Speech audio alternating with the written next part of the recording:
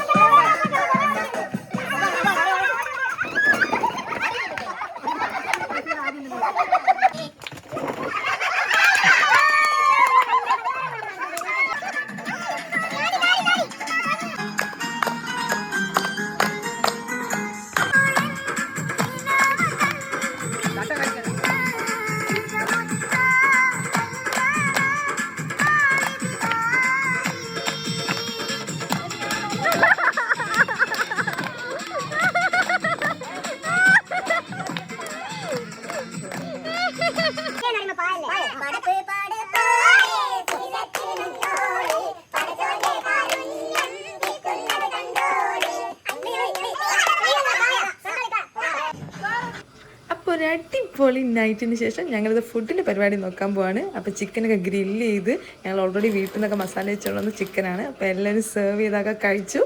അപ്പം ബാക്കി വിശേഷങ്ങളുമായി അടുത്ത വീഡിയോ കാണുന്നവരെ ബൈ.